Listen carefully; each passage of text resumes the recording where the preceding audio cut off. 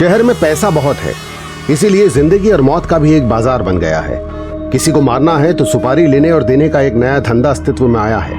Underworld से शुरू हुआ ये सुपारी का खेल अब आम हो गया है।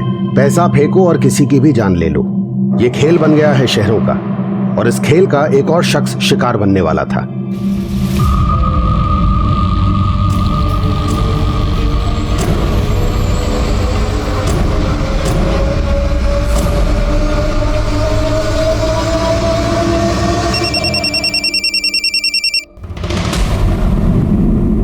हाँ हेलो। हेलो, अभी उसे मारना नहीं।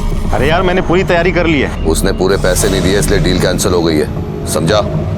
कभी कभी किस्मत सही हो तो इंसान मौत के मुंह से भी बच के निकल जाता है, लेकिन जब बदकिस्मती शुरू होती है तो अरे गजब, मुझे पाया मेरी बेटी चल निकालो इसे बाहर, दोबारा दिखना नहीं चाहिए यहाँ पे। पापा! अनु बेटा रुको, अनु! अरे चल, मेरी बेटी है। चल। आज के बाद मेरी बेटी और नातिन के आसपास भी दिखाई नहीं देना। जिस दिन तेरा अनीता से डिवोर्स हुआ मुझे सब कुछ खत्म हो गया। चल निकल। पापा! अनु पापा! अनु चलो पापा! निकल बाहर।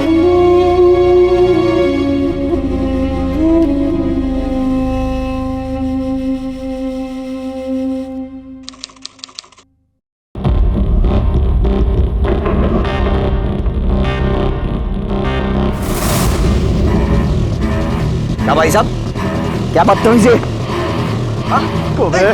बहुत चर्बी चढ़ी तुझे। अरे मैंने क्या किया? शराब बनता क्या?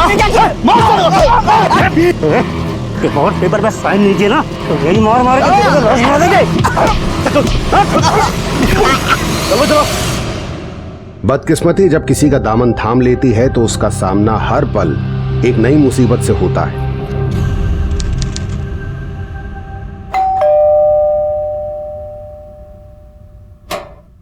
दिनेश घर पर है? हाँ?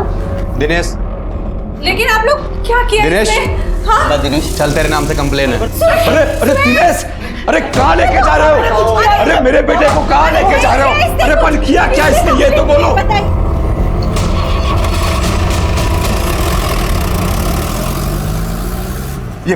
ये लोग दिनेश को काय को लेके गए? हाँ? अरे बोलना काय को लेके गए? ये ना सब तेरी वजह से होता है।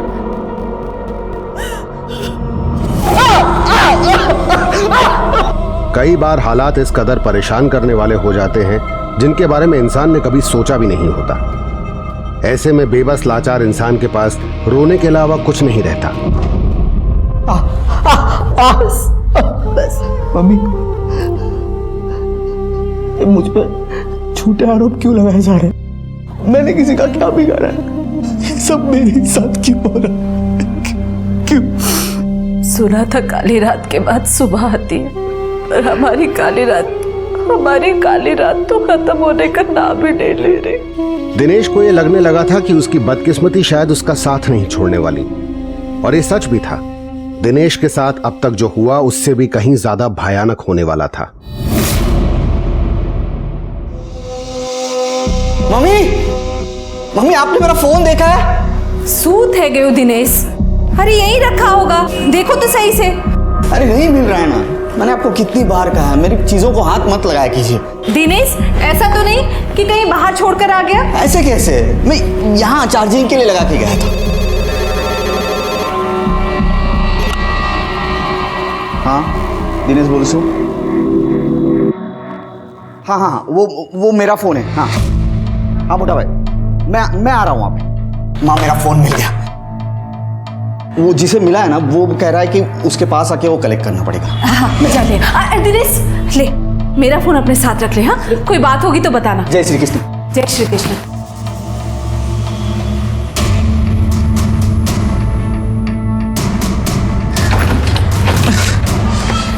इस बाइक को क्या हुआ है?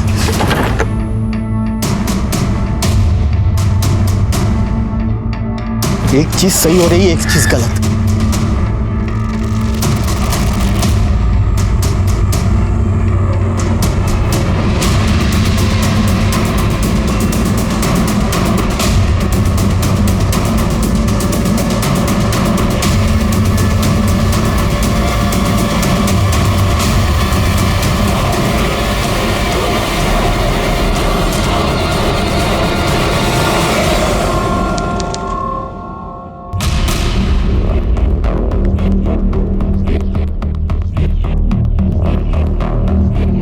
साहब मेरा बेटा कल से घर वापस नहीं आया है। वो 11:30 के घर से गया था।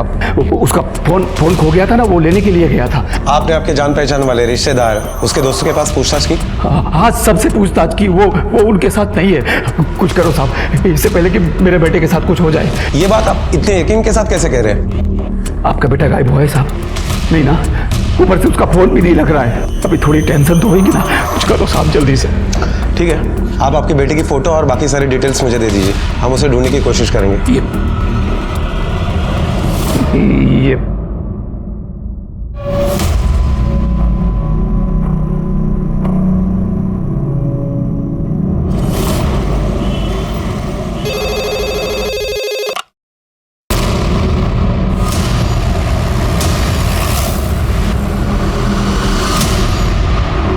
सर, मैं सुबह वो शॉर्टकट के चक्कर में यहाँ से जा रहा था तो देखा कि वहाँ पे लाश पड़ी है सर, इसलिए आपको फ़ोन किया। इधर आगे सर।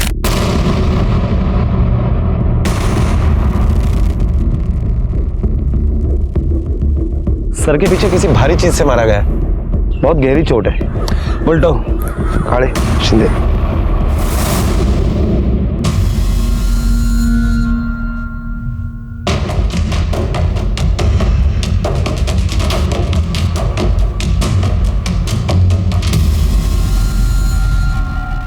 सर ये तो वही है जिसके पिताजी आज सुबह पुलिस स्टेशन में इसकी मिसिंग कंप्लेंट लिखवाने आए थे। उसके गले पे भी काटा गया है, कहीं खून भी नहीं फैला हुआ। मतलब इसे कहीं मार करके कि बॉडी को यहाँ लाकर डंप किया है। ये देखो, पैरों पे लकड़ी का बोरादा लगा हुआ है। मतलब इसे किसी ऐसी जगह मारा गया जहां लकड़ी का काम होता है। अंगूठियां भी निकाल ली गई। जरा पॉकेट चेक करो इसके। सर कुछ भी नहीं है, ना पैसे हैं ना मोबाइल। लगता है लूटपाट के इरादे से इसे मारा गया है। नहीं गुडर, अगर लूटपाट का मामला होता तो जहाँ इसको लूटा वहीं मार के बॉडी छोड़ देते। इसकी बॉडी को यहाँ ला करके डंप करने की मेहनत नहीं करते वो लोग। आसपास देखो कुछ मिलता है क्या। काम करो, इसके घर वालों को इत्तला करो और एम्बुलेंस बुलवाओ।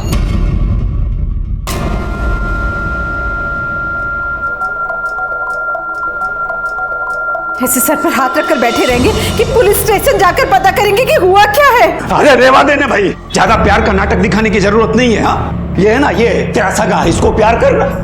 सो बात करे चू। हेलो,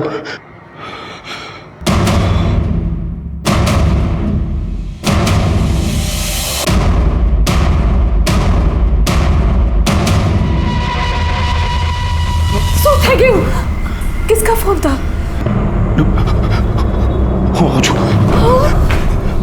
अरे किसका फोन था?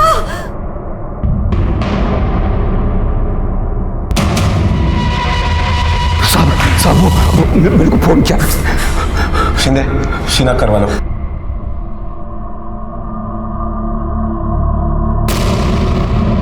दिनेश, दिनेश, दिनेश, दिनेश,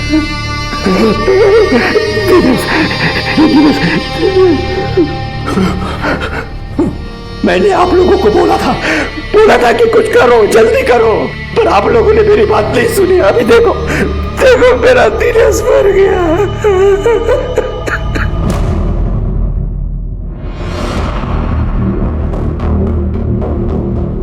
लीजिए, आपकी बातों से ऐसा लग रहा है कि आपको अंदाजा था कि दिनेश की जान खतरे में थी। किससे खतरा था उसे? सुयस साहब, सुयस नहीं मारा है मेरे बेटे को। दिनेश को सुयस नहीं मारा है साहब। ये सुयस दिनेश का भाई जरूर है, पर ये मेरा बेटा नहीं है। मेरा बेटा नहीं है वो। क्या सुयश दिनेश का भाई है लेकिन आपका बेटा नहीं है? मेरी बीवी साहब चरित्रहीन है। ये सुयस किसी और का। कैसे बताऊं साहब, अभी मेरे पास कोई सबूत नहीं है ना इसका। आपके पास सबूत नहीं है, फिर आपको कैसे पता? साहब सारी जिंदगी ना अकाउंटेंसी की है। ये घर का हिसाब किताब भी ना मेरे को तभी समझ में आ गया था जब भी मेरे रिटायरमेंट के 4 महीने के बाद ही ना उसने अपना गंदा खून दिखाना शुरू कर दिया था। तभी उसने मुझे मालूम पड़ गया ये मेरा बेटा ही नहीं। सुजाता, मेरा ATM कार्ड किधर है? एटीएम? हाँ, एटीएम कार्ड। पता नहीं मुझे। क्यों चाहिए एटीएम? वो मेरी पेंशन आई होगी ना अकाउंट में, तो अच्छा थोड़ा पैसा चाहिए मेरे को। नहीं मिलेंगे, पैसे भी नहीं मिलेंगे। सब मिल रहा है ना, खाना पीना सब दे रही है ना ये। क्यों चाहिए? खाना पीना मिल रहा है मतलब? तो और क्या चाहिए? अरे मैं क्या घर का कुत्ता हूँ? कुत्ता हूँ क्या मैं घर का? सारी जिंदगी मेहनत की पैसा कमाया, अभी रिटायर हो गया तो इसका मतलब ये नहीं। तू बोल, तू जा। पीछे का हाथ में छोड़ मेरा हाथ। बोलना बोल नहीं मिलेगा। अरे मैं तभी समझ गया ये मेरा खून है ही नहीं। लेकिन आप दिनेश के मर्डर का आरोप सुयश के ऊपर ही क्यों लगा रहे हो? क्योंकि वो मेरे बेटे दिनेश से चलता था, बहुत जलता था। क्योंकि मेरा बेटा ना दिनेश मेरी साइड लेता था, इसके लिए।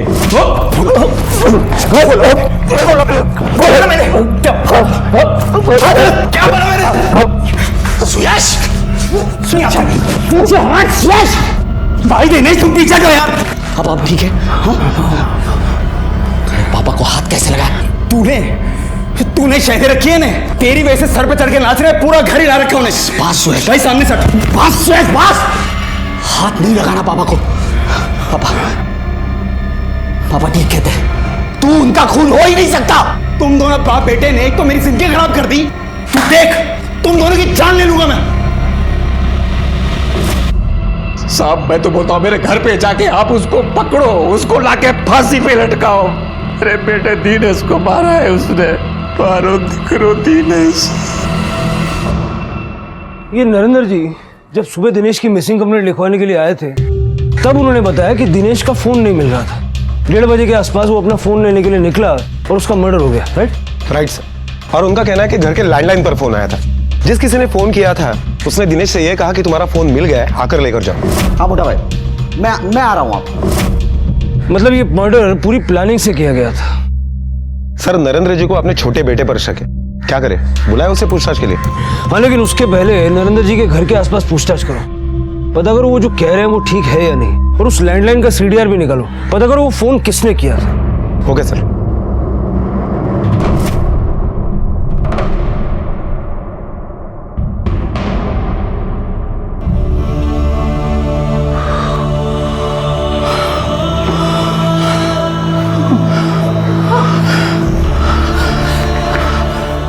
कहाँ गए थे?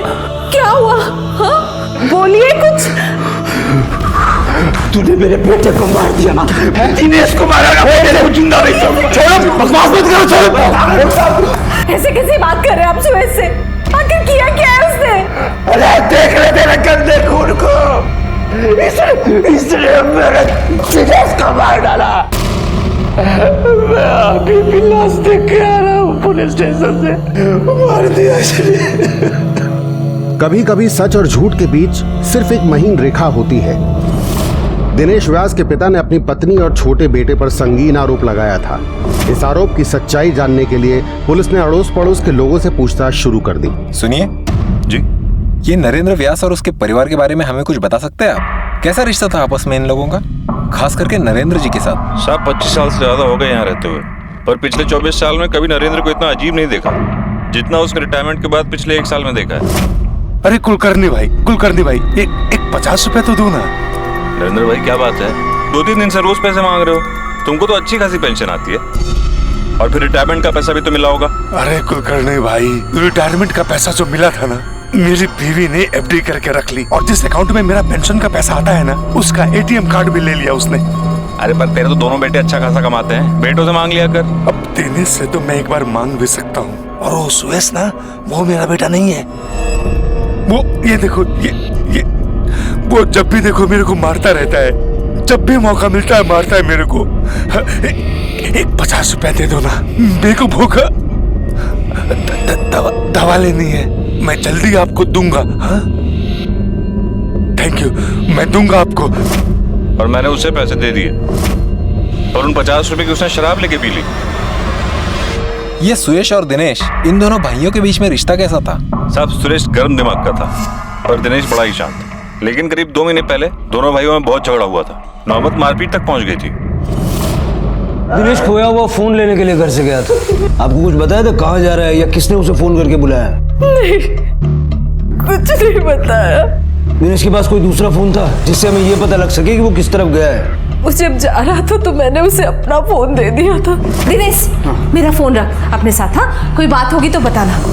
वो भी कल से बंद आ रहा है। कुटारे, इनका नंबर लेके उस नंबर की सीडीआर निकलवाओ और लास्ट लोकेशन पता करवाओ।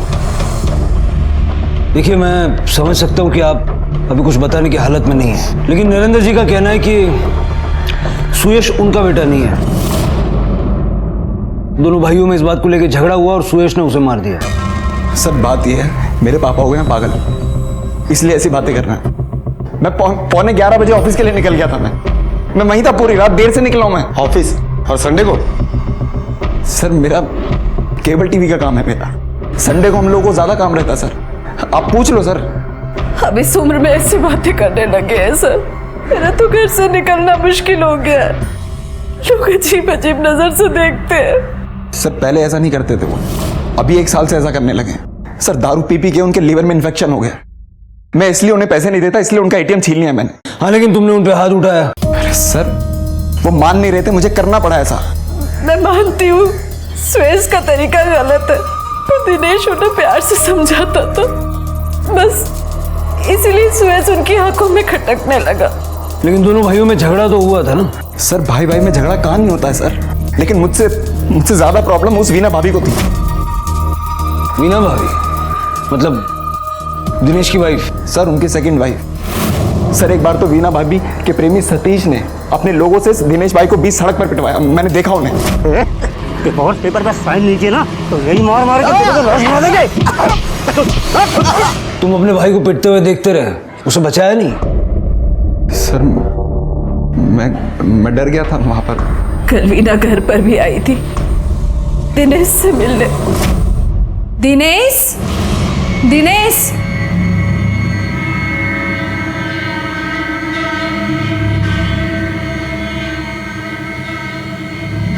वीना आओ बैठो। एक्चुअली मैं खुद ही तुमसे मिलने आने वाला था।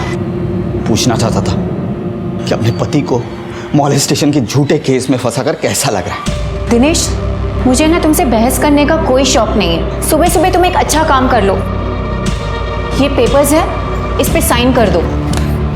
किस बात के पेपर्स है? डिवोर्स के पेपर्स हैं। तुम्हें क्या हो गया?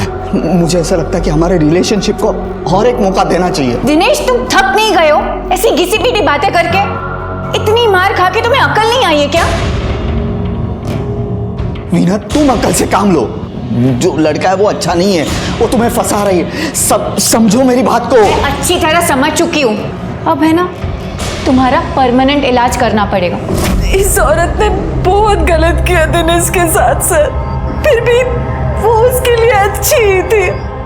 एक बार झूठे आरोप में पुलिस चौकी के चक्कर भी लगवाए उसने, और कल ये धमकी देकर गई। अब वीना और सतीश का नंबर और एड्रेस लिखवा दीजिए। वैसे आपको पता है कि दिनेश का फोन कहां से गायब हुआ था? कल संडे था सर, वो थोड़ा देर से सो के उठा। थोड़ी देर बाद कहने लगा उसका फोन नहीं मिल रहा है। फिर किसी का फोन आया और वो घर से चला गया। मतलब घर से गायब हुआ था? मुझे खबर नहीं थी साहब। दिनेश ने सुबह उठने के बाद कहा कि उसका फोन नहीं मिल रहा, मतलब उसका फोन घर से ही चोरी हुआ। सर ये काम सुयश आसानी से कर सकता है। दिनेश की दूसरी पत्नी वीणा, वो भी तो ये कर सकती है। हाँ कर सकती है सर। या ये भी हो सकता है कि ये काम किसी और से करवा गया हो। पूरी प्लानिंग के साथ पहले मोबाइल गायब किया, फिर लेने के लिए बुलाया और मार डाला, और फिर बॉडी दूसरी जगह ले जाकर डंप कर दी। जरा वीणा और इसके प्रेमी से बात करते हैं और सुयश का सीडीआर भी निकलवा। अगर सब काम मुझे ही करना है तो तुम्हें पगार किस बात की दे रहा हूं मैं? 2 दिन से साइट बंद है, माल नहीं आ रहा है, तुम कर क्या रहे हो वहां पे? थोड़ी बहुत पेमेंट देके काम चालू करवाओ। नौटंकी साला। सतीश, कहिए क्या सेवा करें? बस जितना हम पूछे उसका जवाब दे दीजिए, उतनी सेवा काफी है। जी कहिए। दिनेश व्यास का मर्डर हुआ है।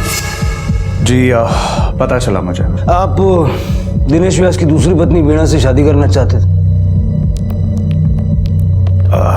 जी सर। लेकिन दिनेश उसे डिवोर्स दे नहीं रहा था। तो वीणा ने उसके खिलाफ पुलिस में झूठी कंप्लेंट की, उसको पिटवाया। बाद में वो दिनेश के घर भी गई थी उसे धमकी देने। तो और क्या करते सर, वीणा को उसके साथ रहना नहीं था और दिनेश उसे छोड़ना नहीं चाहता था। हाँ, लेकिन दिनेश के रहते आपका ये परिवार पूरा नहीं हो पाता, और इसलिए हमें लगता है कि आपने दिनेश को मरवा दिया। सर आपको अगर कुछ सबूत मिल जाए तो मुझे बता देना, मैं खुद फांसी चढ़ने आ जाऊंगा। लेकिन अभी फिलहाल मुझे जाना है, साइड पे लेबर का प्रॉब्लम है। चाय पी के जाइएगा सर।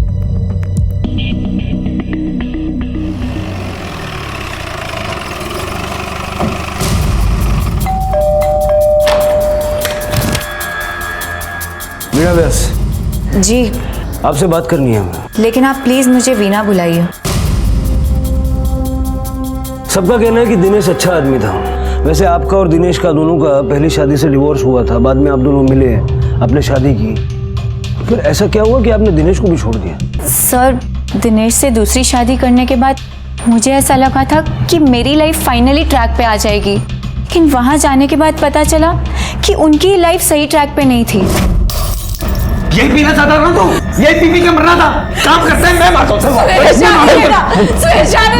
मारना चाहता है ना? हाँ। अरे मारना, अरे गंदा खून ये कर भी क्या सकता है? ये सर, उस घर में एक पल भी सुकून से नहीं रह सकती थी मैं, इसलिए मैंने सोचा कि मैं जॉब कर लेती हूँ ताकि थोड़ा टाइम मैं बाहर रह सकूंगी।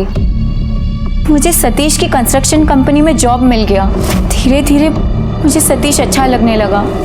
उसकी छोटी सी फैमिली थी और 5 महीने पहले ही सतीश के कहने पर मैंने दिनेश का घर छोड़ दिया। लेकिन दिनेश ने आपको नहीं छोड़ा और इसीलिए आपने उस पर बदतमीजी का झूठा आरोप लगाया, उसको पुलिस से पिटवाया और बाद में शिकायत वापस ले ली। सर, मैं और क्या करती? वो मुझे डिवोर्स देने के लिए तैयार ही नहीं था, इसलिए सतीश के कहने पर मैंने ये सब किया। और सतीश के कहने पे आप दिनेश के घर गई, उसका मोबाइल गायब किया, उसे मरवा दिया। फोन गायब किया? नहीं सर, मैंने ऐसा कुछ भी नहीं किया। दिनेश की माँ ने बताया कि दिनेश का फोन उसी सुबह उसके घर से गायब हुआ और उसी दौरान आप भी उनके घर गई थी उनको धमकी देने। हाँ सर, लेकिन मैंने फोन नहीं चुराया है। सर, आज नहीं तो कल मुझे दिनेश से डिवोर्स मिल ही जाता।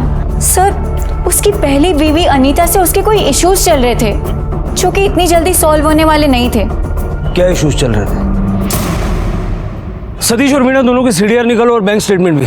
अगर सुपारी का एंगल है तो पैसों का लेन देन हुआ होगा। Okay sir.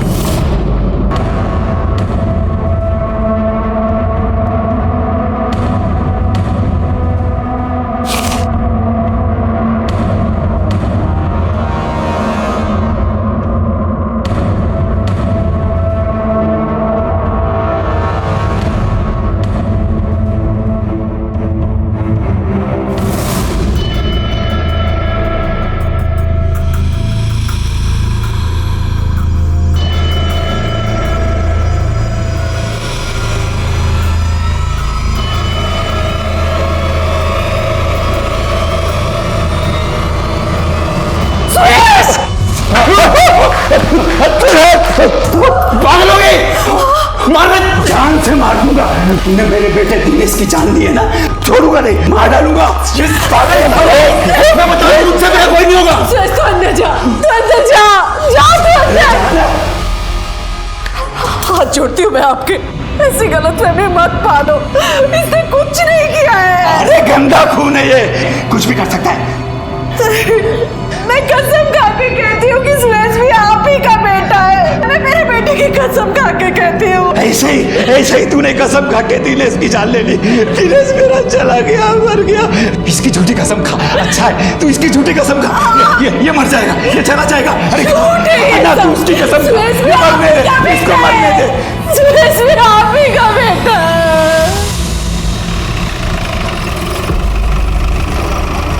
दिनेश के मर्डर के लिए आप लोग हमसे पूछताछ क्यों कर रहे हैं? मेरी बेटी का और मेरा अब उसके साथ कोई संबंध नहीं है। 3 साल हो चुका है उनका डिवोर्स हुए। डिवोर्स पति पत्नी का होता है, माँ बाप का नहीं। अनु आपकी नातिन दिनेश की बेटी है। हाँ, तो हमारी जानकारी के मुताबिक आप लोग अनु को दिनेश से मिलने नहीं देते थे। अनु चलो। पापा। हाँ अंकल, मुझे पापा से मिलना अच्छा लगता था, लेकिन मम्मी मुझे मिलने ही नहीं देती थी। चुप कर। 1000 बार कहा है, जब बड़े बात करते तो बीच में बोला नहीं करते। अंदर जा, जा अंदर। देखिए वो दिनेश इसे बहला फुसला रहा था, इसलिए ये ऐसी बातें कर रही है।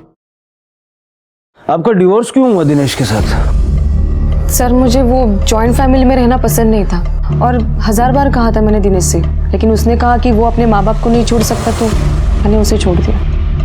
देखिए आप लोग गलत जगह अपना समय बर्बाद कर रहे हैं, यहाँ आपको कुछ नहीं मिलने वाला। उठा रहे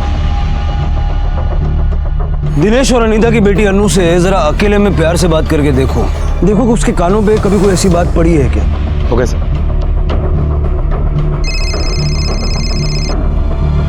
हेलो। हाँ ठीक है, हम लोग पहुंच रहे हैं। सर सतीश ने दिनेश को मारने के लिए जो 4 गुंडे भेजे थे उन्हें पुलिस स्टेशन लाया गया है। सुयश को भी बुलाओ। Okay sir.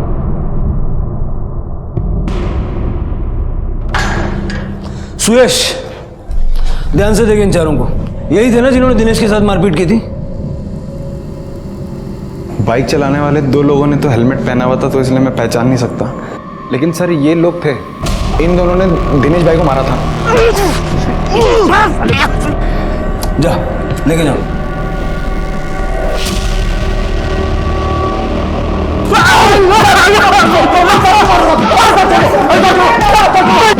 बस बस बस उठा रहे। कितना लेते हो मारपीट का? सब 5000 रुपए देते सतीश ने इस काम के लिए। अच्छा मर्डर का कितना लेते हो? हाँ, हम लोग मर्डर की सुपारी लेते साहब। नहीं साहब। क्यों, जब 5000 में मारपीट करते हो तो 50,000 में मर्डर भी कर ही दोगे? अरे नहीं साहब, नहीं किया साहब। सब किसी को नहीं मारा। किसी की बात नहीं कर रहा हूँ, दिनेश की बात कर रहा हूँ। जब तक ये सच नहीं बोलते इनको तोड़ते रहो। अरे साहब नहीं मारा हम लोगों। सर दिनेश की पोस्टमार्टम रिपोर्ट आ गई है। रिपोर्ट के मुताबिक दिनेश की मौत 15 तारीख को दोपहर 2:30 से 4 बजे के बीच में हुई है। दिनेश के गले पर जो कट था, दिनेश के फूड पाइप में न्यूज़पेपर का टुकड़ा भी मिला है। दिनेश चिल्ला ना सके इसके लिए उसके मुंह में न्यूज़पेपर ठूस दिया। सर दिनेश के बॉडी पर स्ट्रगल के निशान भी मिले हैं। मतलब साफ उठा रहे हत्यारे 1 से ज्यादा थे। सर वो सतीश के गुंडे नहीं हो सकते, क्योंकि 15 तारीख को सतीश के गुंडे दिन भर बार में बैठ के दारू पी रहे थे। सर दिनेश और उसके माँ के कॉल रिकॉर्ड। सर दिनेश के कॉल रिकॉर्ड के मुताबिक दिनेश का फोन उसके घर से ही चोरी हुआ था और लगभग 12 बजे उसका फोन उसके घर के आसपास ही बंद हुआ। उसके बाद 1 बजे उसका फोन मीरा रोड में ऑन हुआ और इसी फोन से दिनेश के घर के लैंडलाइन पर फोन किया गया था। दिनेश अपनी माँ का फोन लेके गया था, उसका लास्ट लोकेशन क्या है? सर दिनेश की माँ के मोबाइल का लास्ट लोकेशन मीरा रोड के महाजनवाड़ी का है। लगभग 3:30 बजे उसका फोन भी वहां स्विच ऑफ हो गया। कुठारे इस लोकेशन के हिसाब से वहां का सीसीटीवी फुटेज निकालो, देखो दिनेश के साथ या उसके आगे पीछे कोई और था क्या, क्योंकि इतना तो तय है कि जिसने दिनेश का मोबाइल चुराया वो इस हत्या में शामिल है।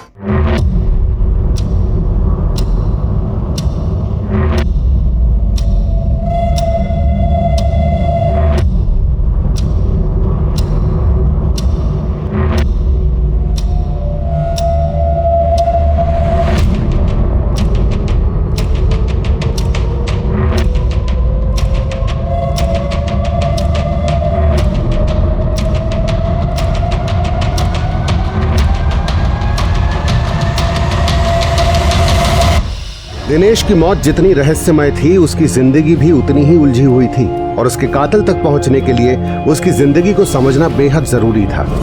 इसलिए पुलिस दिनेश से जुड़े हर व्यक्ति को खंगाल रही थी। इसी बीच पुलिस को दिनेश की बेटी अनु मिली। ठीक है अनु बेटा। हाँ अंकल। बेटा हम आपके पापा के बारे में कुछ पूछना चाहते हैं। आप अपने पापा से बहुत प्यार करती थी ना? हाँ अंकल, पर मेरी मम्मी मुझे पापा से मिलने ही नहीं देती थी।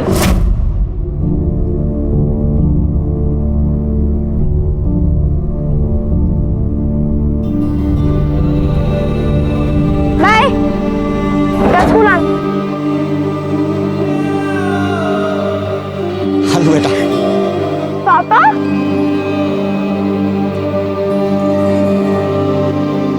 कैसी हो तुम? अच्छी हूँ पापा, आप कैसे हो? मैं भी ठीक हूँ। पापा प्लीज कुछ करो ना, मुझे आप दोनों के साथ रहना है, पर मम्मा रहने ही नहीं देती। बेटा मैं मम्मा से बात करूंगा, सब कुछ ठीक हो जाएगा। अनु छोड़ दो मेरी बच्ची को। वो मेरी भी बच्ची है। तू तुम इसको छुप छुप के मिलते हो? पुलिस के हवाले कर दूंगी, समझे ना? मम्मा प्लीज आप पापा के साथ ऐसे मत करो। तू चुप कर और चल यहाँ से, चल चल तू। अंकल प्लीज आप मेरी मम्मी या मेरे नाना जी को कुछ बताना मत कि मैंने आपको बताया है, क्योंकि आपने पापा की बात निकाली तो मैंने आपको सब बता दिया। ठीक है बेटा।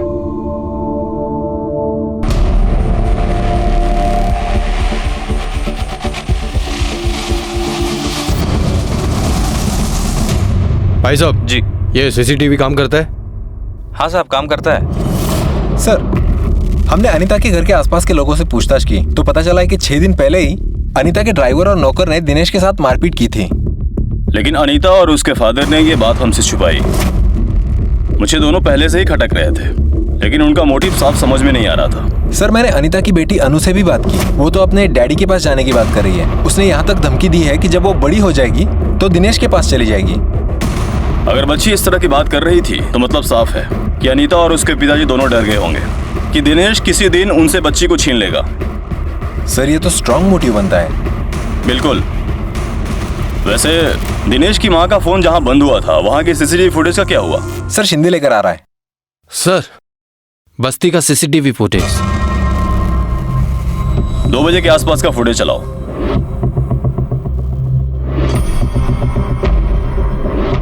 थोड़ा आगे बढ़ाओ। सर, ये देखिए, दिनेश ऑटो से इस बस्ती में आया और सर यहाँ उतरकर वो सामने की गली में चलकर जा रहा है। थोड़ा और आगे बढ़ाओ। सर, रघु, ये तो अनीता का ड्राइवर है। ये दिनेश के पीछे चल के जा रहा है। थोड़ा और आगे बढ़ाओ। दिनेश वापस आता हुआ नहीं देखा? नहीं सर। रघु को उठा के लाओ। क्यों मार रहे हो साहब मुझे? देख बेटा, झूठ तो तू बोलना मत। सीसीटीवी फुटेज में तू नजर आ रहा है दिनेश के पीछे पीछे जाते हुए। अरे नहीं नहीं साहब, उस दिन जब दिनेश ऑटो से उतरा ना साहब, तो मैं खुद हैरान हो गया उसको वहां देख के, क्योंकि मेरा घर भी उसी एरिया में साहब। तो साहब मैं पीछे पीछे हो लिया, थोड़ा आगे जाके वो राइट मुड़ लिया और मैं सीधे अपने घर चले गया साहब, कसम से। चल तेरे घर का एड्रेस दे। क्यों साहब? तलाशी लेनी है।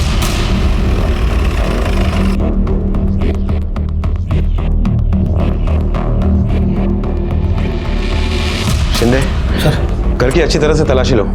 देखो कुछ सस्पिशियस मिलता है क्या, कोई ब्लड मार्क, ऐसा कुछ भी।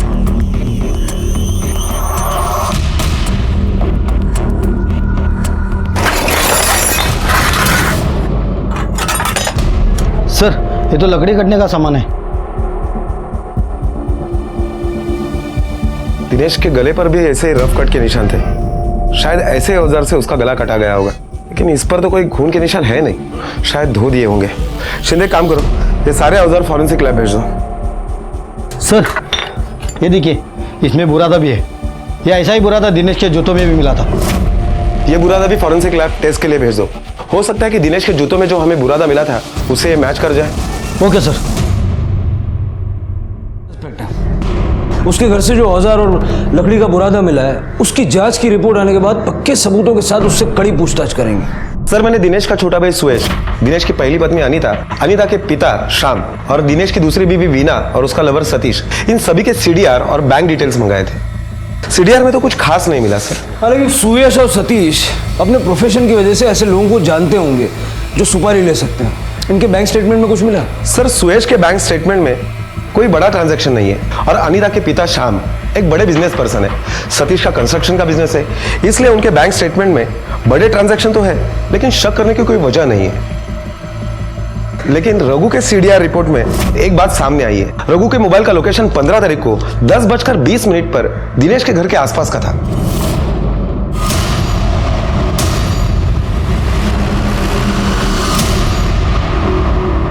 हाँ सर, अनीता का ड्राइवर रघु आया था। जब रघु आया था आप यहीं थी? मैंने ही दरवाजा खोला। दिनेश साहब है। उसके हाथ में नोटिस थी, कोई नोटिस लेकर आया था अपने साथ।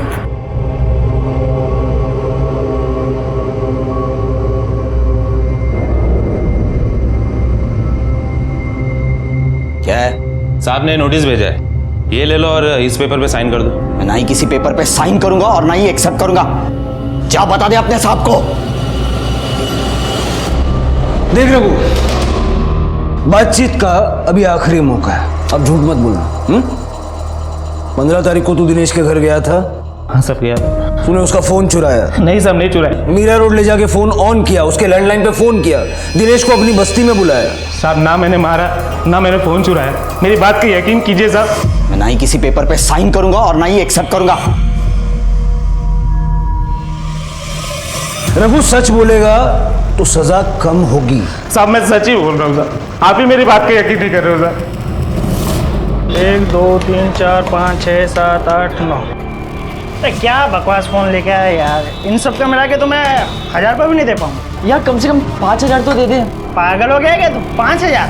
देख एक काम कर, जा स्मार्टफोन लेके आ नया वाला, फिर तेरे को 5000 मिल सकता।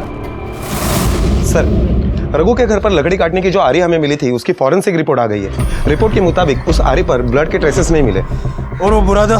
बुरादा भी दिनेश के जूतों में जो बुरादा मिला उससे मैच नहीं हो रहा। कहीं ऐसा तो नहीं कि रघु सच बोल रहा है, या फिर ये इतना चालाक है कि इसने सारे सबूत इस तरह से मिटा दिए कि हमें कुछ ना मिले? दोनों बातें हो सकती है सर। एक बार उस एरिया में जाके भी देखना चाहिए जहाँ दिनेश के जाने की बात रघु ने कही थी।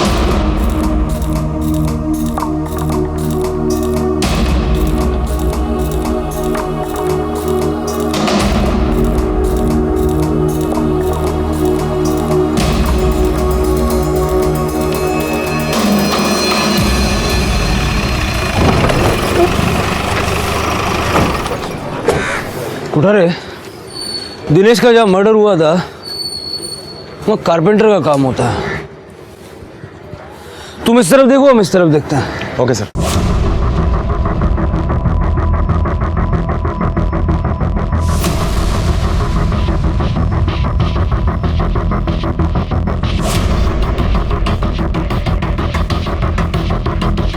सर, अंदर तो लगभग 40-45 कारपेंटर की दुकानें हैं। सिर्फ शक की बिना पर किसी दुकान की तलाशी लेना मुश्किल है।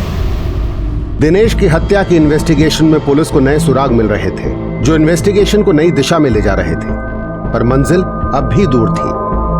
ये लो, एकदम नया है। कंडीशन ठीक है इसका? चालू है ये? अरे एकदम चालू है, टन टनाटन।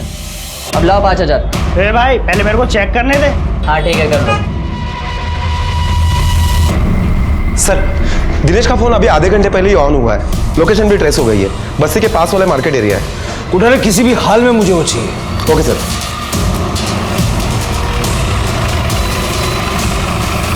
कोई भी आएगा और फोन बेचना चाहेगा और तुम बिना बिल देखे वो फोन खरीद लोगे। चोरी का फोन खरीदने का धंधा है क्या तुम्हारा? सॉरी सर, वो बेटा, तुम्हारे ऊपर तो मैं अच्छे एक्शन लूंगा। ये फोन सिर्फ चोरी से नहीं, एक मर्डर केस से जुड़ा हुआ है। जो लड़का ये फोन बेच के गया, जानते हो उसे?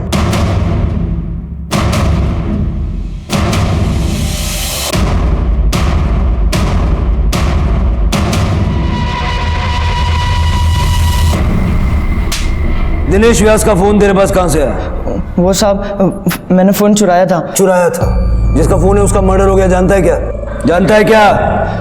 कहां से चुराया? साहब वो घर से ही चुराया था, बाप के ड्रॉयर में रखा हुआ था।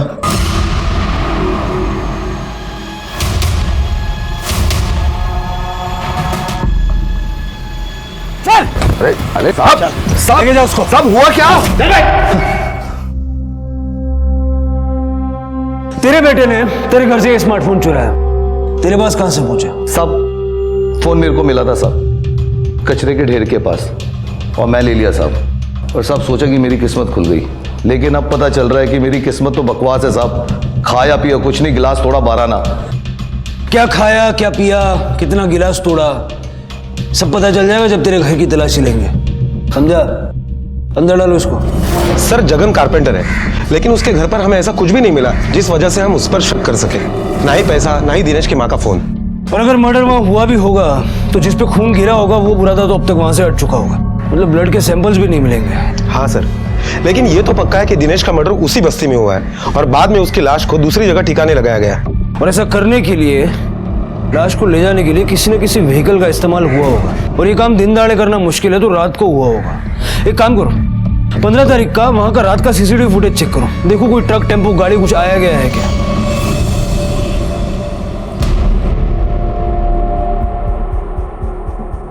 सर ये देखिए, रात को ठीक 1:13 पर ये टेम्पो बस्ती की तरफ आ रहा है और फिर यहाँ कोने में जाकर रुक गया। ये गली से जगन बाहर आया, टेम्पो लेके अंदर गया। ठीक 25 मिनट बाद टेम्पो बस्ती के बाहर जा रहा है। थोड़ा रिवाइंड करो। हाँ चलो, पॉज। टेम्पो का नंबर दिख रहा है, पता करो किसका है।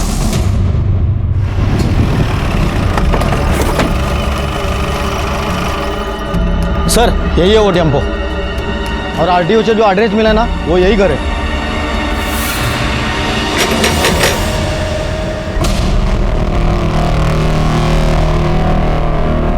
ये तेरा टेम्पो है? हाँ साहब, क्या हुआ? तेरे टेम्पो को फॉरेंसिक लैब भेजना है और तुझसे सच बुलवाना है। चल साहब, चल। बहुत मेहनत कर रहा है तू आजकल, रात रात भर टेम्पो चलाता है। अब साहब यहाँ पैसे कमाने ही तो आए हैं। तेरे टेम्पो से ब्लड के सैंपल मिले हैं, मैच करने के लिए भेजे हैं। दिनेश व्यास के साथ पक्का मैच कर जाएंगे। तब बोल। साहब गलती होगी साहब। साहब जगन को किसी ने सुपारी दिया था साहब, दिनेश की। हाँ भाई जगन, वो फोन मुझे कचरे के ढेर से मिला था, है ना? सब ये बात आप दोबारा क्यों पूछ रहे हैं? क्योंकि तेरा पार्टनर महेश हमारी हिरासत में है और उसने सब कुछ बक दिया। क्या साहब? हेलो भाई साहब, आपका फोन खो गया ना? हाँ हाँ, वो मेरा फोन है। हाँ हाँ जी, मेरे पास है, आप कभी भी आके ले सकते हैं।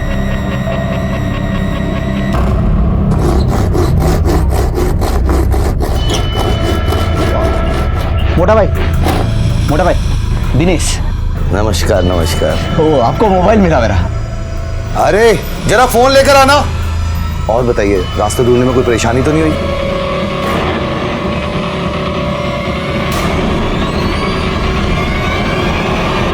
दिनेश का फोन तेरे पास कैसे है और दिनेश की सुपारी किसने? नरेंद्र जी अगर सच बोलेंगे तो आपको और हमें दोनों को आसानी होगी।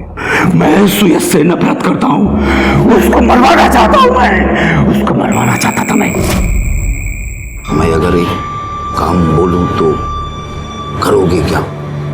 पैसा ज्यादा मिलेगा। क्या काम? किसी को मारने का है। जगन मेरी बात मान गया। मैंने उसको 50,000 रुपए एडवांस दिए, पर उस दिन काम नहीं हुआ। वो बोला मेरे को पूरे पैसे चाहिए। पैसे कहां से? मैंने अपने गांव का घर बेच दिया और उसको सारा पैसा दिया, और मैंने उसको बोला कि मैं सुयश का फोन चोरी करके तेरे को दूंगा, तो फोन लेने के बहाने उसको बुलाना और उसको मार देना। पर मेरे से गलती हो गई।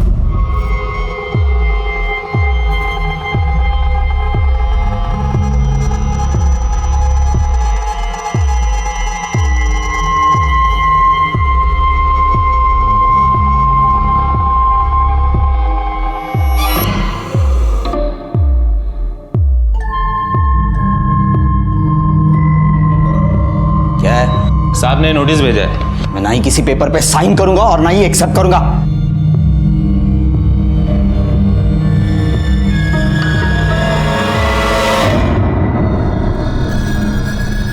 मैंने तो ये सोच के फोन चोरी किया था कि वो सुयश का फोन है, दिनेश का फोन है, मेरे को मालूम नहीं था।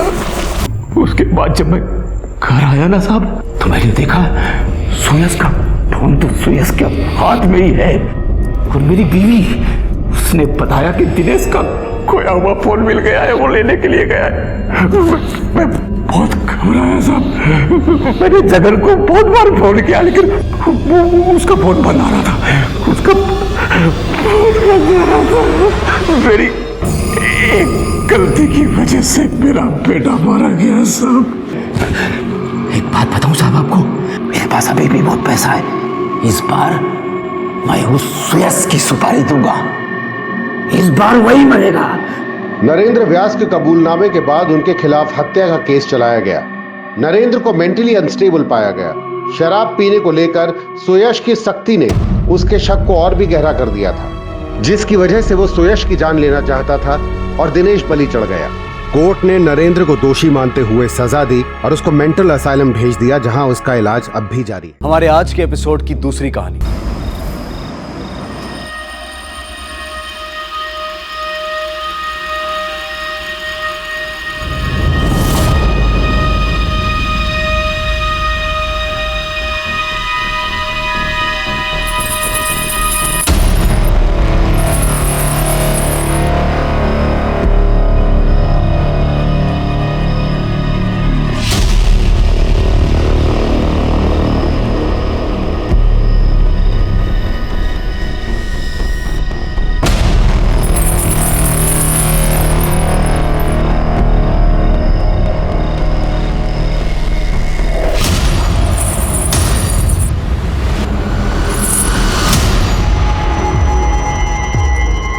रानी सुखी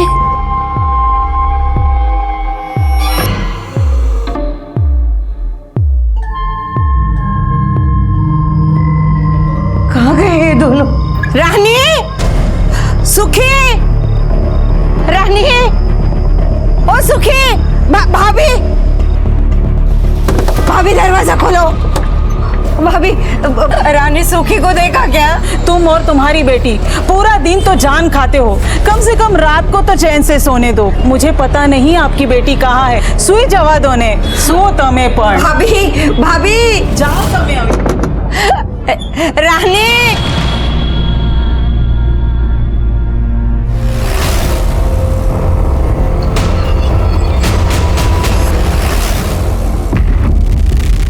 सर, ये तो घासलेट का डब्बा है।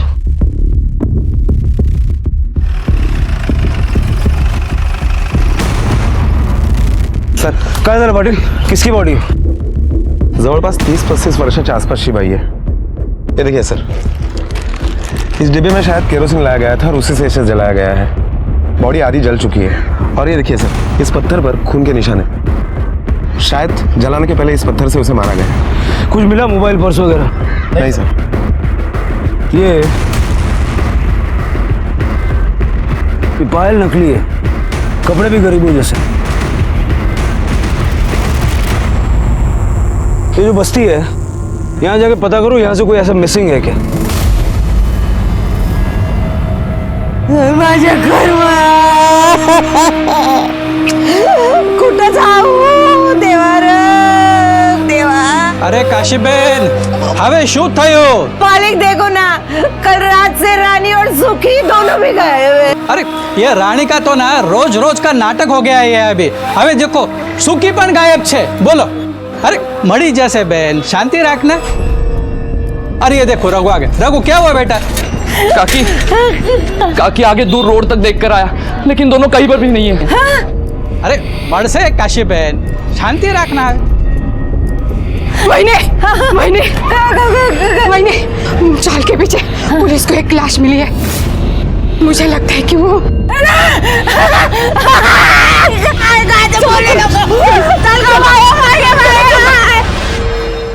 कितना पसीना सर आता है आपको? पाटिल, अब ऐसे क्राइम बढ़ेगा तो पुलिस वाले का बीपी तो बढ़ेगा ना। ऐसे नहीं है सर, आप बहुत तीखा खाते हो ना, इस वजह से ये पसीना आता है आपको। मैडम, कल रात से मेरी बेटी गायब है। हर जगह ढूंढा पर नहीं मिली। देखो यार नजर है।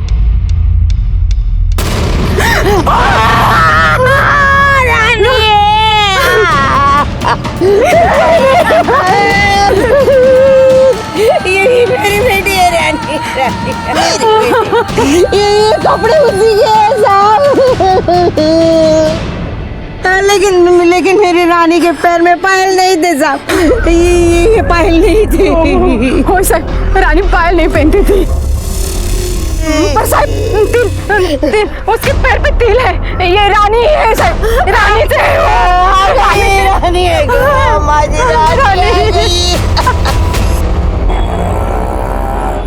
कल रात से ही मेरी बेटी रानी और पोती सुखी दोनों गायब थे साहब। गायब थी मतलब रात को मेरे साथ ही सोए थे दोनों। देखा तो दोनों के दोनों गायब। अच्छा, ये आपकी बेटी और आपकी नाती आपके साथ रहती थी, उसका पति कहाँ है? वो बाहर गांव काम करते हैं साहब। इनकी बेटी दिमाग से थोड़ी कमजोर थी, એટલે थी 35 की, पण एનું મગજ 5 વર્ષની છોકરી જેવું હતું। તમે કોણ? હું મકાન માલિક છું સાહેબ। काशीबेन मेरे ही रूम में रहती है साहब। माझ्या नातीला शोधून काढाव, वो मेरी बेटी के साथ ही थी। आपकी किसी से कोई लड़ाई वगैरह हुई है क्या? नहीं वो साहब, गरीब की किसी के साथ क्या लड़ाई? गरीब तो अपने नसीब से ही लड़ता है ना साहब। एक मेंटली रिटार्डेड लड़की को मार के जलाने के पीछे किसी का क्या मकसद हो सकता है? जहाँ हमें रानी की लाश मिली, वहाँ जाने के लिए रास्ता बस्ती से होके गुजरता है। पता करो बस्ती में उस रास्ते पे कहीं कोई सीसीटीवी कैमरा इंस्टॉल्ड है क्या, और बस्ती के लोगों से भी पूछताछ करो। रात को किसी ने रानी को किसी के साथ उस तरफ जाते हुए देखा था क्या? उसकी बेटी सुखी की भी तलाश शुरू करो। और 2 चीजें हमें ढूंढ निकालनी है। एक, वो पायल किसने और कहां से खरीदी, और वो केरोसिन का कैन किसका है। Okay sir.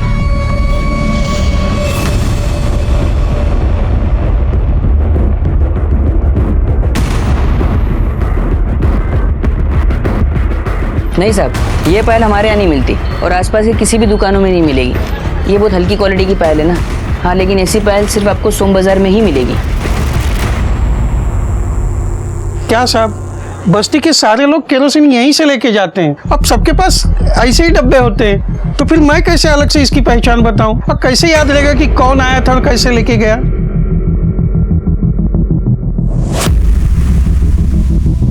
ये सीसीटीवी कैमरा चलता भी है या बेईमानी करने के लिए बंद करके रखा है? अरे नहीं साहब, एकदम अच्छा चलता है। इसकी फुटेज दे दो मुझे। मेरी रानी भी मर गई और ये मेरी बच्ची सुखी कहाँ गई गो? माँ मी काय करू आता? कुठे जाऊ ग? काय करू ग? संपलं ग, सगळं संपलं ना बहिणी, काळजी करू नका हो.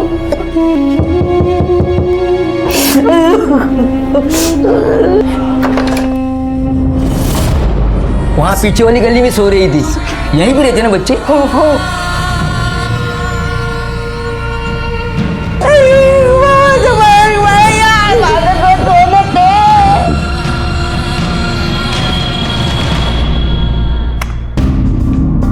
सर ये देखिए, ये रानी है और ये उसकी बेटी सुखी।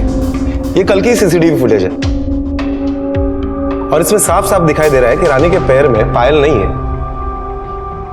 पाटिल, पायल है, कभी भी पैर में आ सकती है। हो सकता है कि कल ही किसी ने रानी को पायल दी हो और उसके साथ जबरदस्ती करने की कोशिश की। जब रानी ने कोऑपरेट नहीं किया तो उसको मार दिया और आइडेंटिफिकेशन मिटाने के लिए उसको जला दिया। सर इस पायल के बारे में मैंने इंक्वायरी की। ऐसी पायल सोम बाजार में मिलती है और कल ही सोम बाजार था, तो हो सकता है कि कल के ही सोम बाजार में ये पायल खरीदी गई हो। सर तुम्ही बोलवलं मला? वडापाव मागवा ना जरा सगळ्यांसाठी। वडापाव अभी लेके आता हूं सर। काय सर, फिर से वडापाव? एक तो पहले से ही बीपी हाई है आपका। वहिनींना कळालं तर रागवतील त्या। पाटिल, केस सॉल्व करने का है कि नहीं? वडापाव खाएगा तो दिमाग चलेगा। सबका दिमाग बादाम खा के चलता है और आपका दिमाग वडापाव खा के चलता है। काय साहब, अपनी वहिनी को मत बताना, किटकिट करती है। अरे मैडम जी, क्या बताऊं, माँ बेटी दोनों की इतनी खिटपिट होती थी। माँ थी कि बेटी को जानवरों की तरह घर में बंद करके रखती थी और बेटी थी कि गला फाड़ फाड़ के चिल्लाकर हम सबका जीना हराम करके रखती थी। ए ताई, ताई देखना, आई मेरे को बंद करके चली गई है। ताई खोल देना दरवाजा। क्या रे, क्यों चिल्ला रही है? मेरे को बाहर निकाल। क्यों जाने का तेरे को बाहर? हाँ, तेरी आई तेरे को बंद करके गई है ना, मैं तेरे को बाहर नहीं निकाल सकती। अरे तेरी आई आएगी तो मेरे को गालियां देगी। नहीं, तू बैठ इधर। ताई देख, मेरे को बाहर जाने का। अरे हाथ छोड़ मेरा। मेरे को बाहर जाने का? सर अंदर ही, बाहर जाने का है। ताई खोल देना। ताई मेरे को बाहर जाने का है। ताई, ये रानी का पति क्या काम करता है? उसके मर्द वरद को कभी देखा नहीं मैडम। अब इस लड़की से शादी कौन करेगा? पूरे बस्ती में गंदगी फैलाकर रख दी है उसने। अरे कमीने, उसको तो छोड़। जिसके मन में जो है ना वो उसके साथ करता था। नमस्कार, घ्या वडापाव घ्या। राटे सर, तुम्हाला अजून पता चला सोम बाजार में वो पायल किसने बेची थी? नहीं सर, सोम बाजार में जो लोग दुकानें लगाते हैं, ठेले लगाते हैं, वो काफी दूर से आते हैं। अब तो अगले सोमवार ही पता चलेगा कि वो पायल किसने बेची थी। सर रानी से उस बस्ती में बहुत सारे लोग नाराज थे। अजीब लोग हैं सर, रानी के कैरेक्टर पर ही उंगली उठा रहे थे। आते जाते लड़के उसे तंग करते थे। शायद इसी वजह से, इसी गुस्से में बस्ती में से किसी ने उसे मार दिया हो।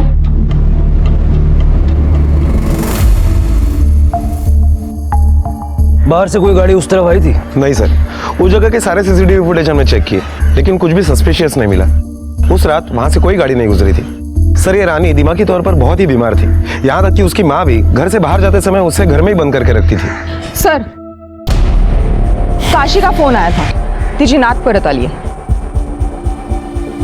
सर ये रही फॉरेंसिक और postmortem report. Sir postmortem report के मुताबिक रानी के सर पर पत्थर से मारा गया और जब उसे जलाया गया वो मरी नहीं थी, बेहोश थी। सर ताज्जुब की बात तो यह है कि वो उस वक्त प्रेग्नेंट थी और जो घासलेट का डब्बा हमें वहां पर मिला उस पर भी किसी के फिंगरप्रिंट्स के निशान नहीं मिले। बस्ती अनपढ़ों की है लेकिन मारने वाला शातिर है, इसलिए फिंगरप्रिंट्स मिटा दिए या फिर उन कचरा चुनने वालों ने साफ कर दिया होगा। एक काम करो, रानी के फीटस को डीएनए टेस्ट के लिए प्रिजर्व करो। हो सकता है जिसका ये बच्चा हो उसी ने रानी की हत्या की।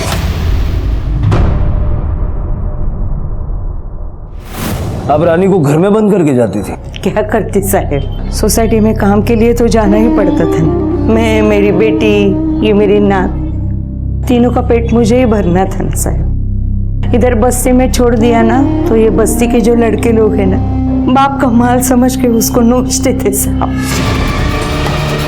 रानी, रानी रोक, रोक रानी।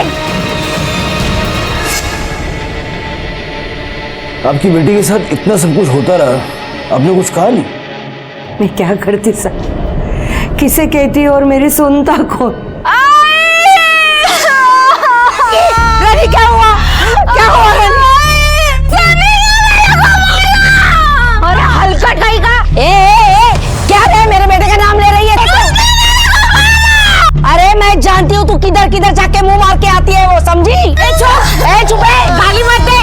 तेरा बेटा ही हलकट है, उससे काशी बहन, ये तेरा रोज रोज का नाटक हो गया है। एक तो तू तेरे बेटे को अंदर बंद करके चले जाती है ना, तो चिल्ला चिल्ला के लोगों को परेशान कर देती है। काशी बहन, तू हमारी आँख खोली खाली करे नहीं जान है। हाँ यही सही है हमारे लिए। आप ही बताओ साहब, मैं क्या करती? कौशल भाई साहब अगर घर से निकाल देते तो ये दोनों को लेकर मैं तो बेघर हो जाती थी ना। आपने बताया कि रानी का पति है, लेकिन बस्ती वाले कह रहे हैं कि उन्हें नहीं पता कि इस बच्ची का बाप कौन है। रानी मेरी बेटी है, सब बस्ती वाले जानते, लेकिन ये सुखी का बाप कौन है मुझे भी नहीं पता। बेटा रात को तुम आई के साथ थी ना? हाँ। तो आई को कोई बुलाने आया था? नहीं। या कोई बाहर मिल गया था जिसके साथ आई चली गई? नहीं। साहब, इन बस्ती वालों ने एनजीओ से रानी की शिकायत की थी। 3.5 साल हो गए। एक एनजीओ वाली मैडम आई थी और उसने कहा कि वो रानी का अच्छे से ख्याल रखेगी। हमें भी ठीक लगा, हमने भी एनजीओ मैडम के साथ रानी को भेज दिया। वो वहाँ अच्छे से रहती थी, बीच बीच में जाके मैं भी उसे देखती थी। फिर 4 महीने बाद एनजीओ मैडम का फोन आया, मैं उन्हें मिलने गई तो आपने हमें बताया नहीं आपकी बेटी पेट से है? क्या बोल रही है मैडम? जो सच है वही बोल रही हूँ। आई हाय हाय रानी देवा रे देवा, क्या किया है आप लोगों ने मेरे लड़की के साथ? किसने किया है ये यहाँ आई उसके पहले ही उसके पेट में बच्चा था। कुछ भी बोलो मत, ये सब यहाँ हुआ है। बकवास बंद करो, ये सिर्फ 4 महीने से यहाँ पे है और वो 5 महीने की प्रेग्नेंट है। हम आप पे एहसान कर रहे हैं, अब हम पे बरस रही हो। ले जाओ इसे यहाँ से। आपने पुलिस में कंप्लेंट क्यों नहीं की? मैंने कौशल भाई साहब से बोला था साहब, लेकिन कौशल भाई साहब बोले फायदा नहीं कुछ पुलिस के पास जाने का। वो बोले कि वो एनजीओ वाले बड़े लोग हैं, कुछ नहीं होगा। फिर उन्होंने एनजीओ वालों को धमकाया, बोले पेपर में दे देंगे, टीवी पे दिखाएंगे। तब वो एनजीओ वाली मैडम मान गई, बच्चे के जन्म का 25,000 देने के लिए तैयार हो गई। 2 साल बराबर पैसे दिए साहब। इस बार मांगने गई ना तो भगा दिया साहब। इस बच्ची का जन्म कब हुआ? 21 दिसंबर 2014। हाँ साहब 2014। और रानी एनजीओ में कब गई थी? एप्रिल मध्ये ना ग? हाँ सर, अप्रैल। आपको पता है कि मौत के वक्त भी आपकी बेटी पेट से थी? कहाँ पर है ये एनजीओ? मैं बताती हूँ।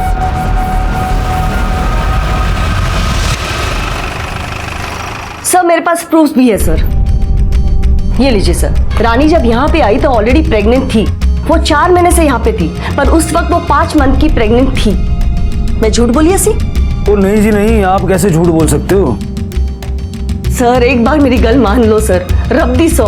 देखो चड्डा जी, इन बातों में ना रब को बीच में मत लाओ। आप मुझे बताओ, जब आपके एनजीओ में कोई स्यापा हुआ ही नहीं था तो तुझे काशी को पैसे क्यों देते? सर उन्होंने गुंडे पाल रखे थे और यहाँ आकर मैंने धमकी दे रहे थे। ओ मैडम, हैं? ये क्या चल रहा है तुम्हारे एनजीओ में? अरे ये गरीब लोग हैं, अनपढ़ है, उनको दबाते रहेंगे? आप अपना मनमानी करेंगे? इनको मुआवजा देना पड़ेगा, नहीं तो हम पुलिस में जाएंगे, हाँ मीडिया में जाएंगे, जोई लो तमें। सर ये बहुत रेप्यूटेड एनजीओ है सर, और हम डर गए थे कि मीडिया आके हमारी रेपुटेशन खराब न कर दे।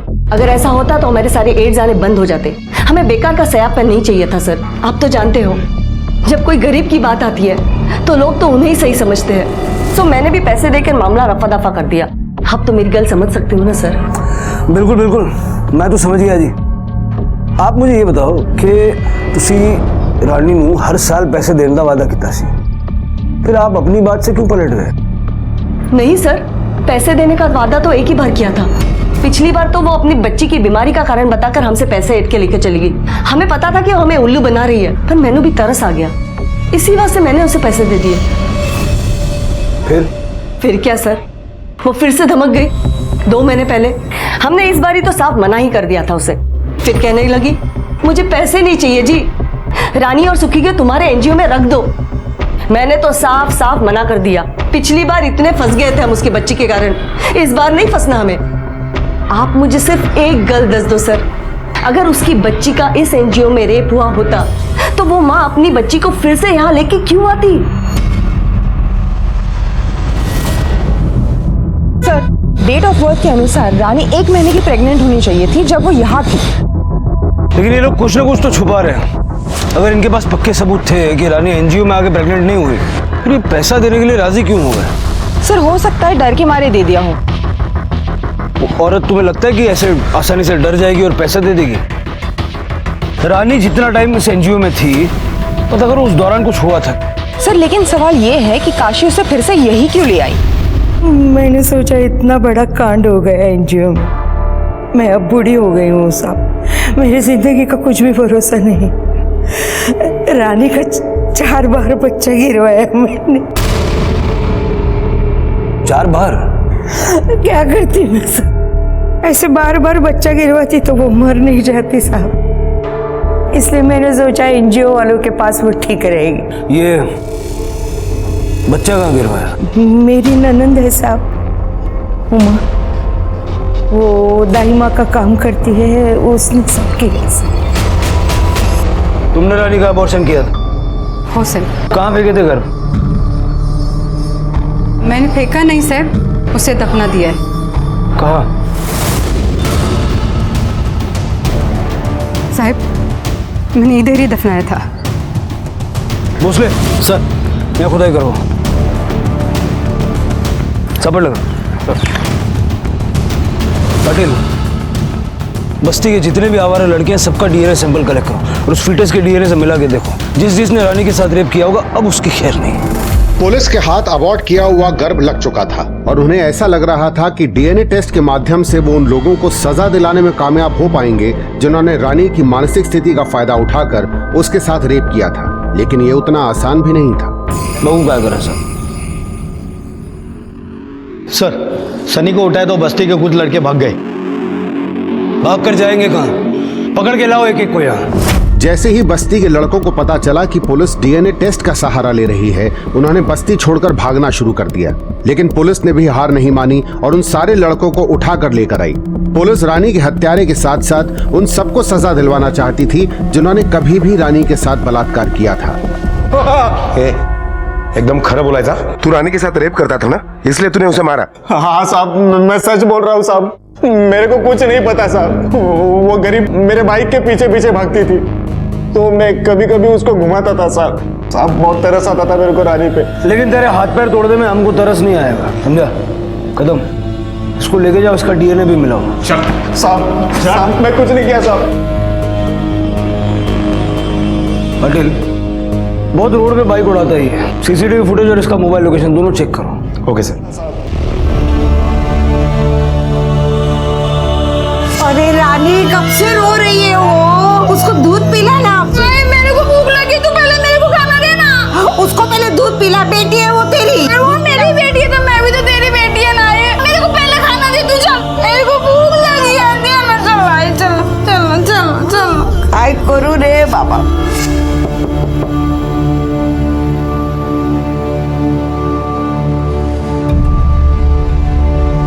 काशीबेन,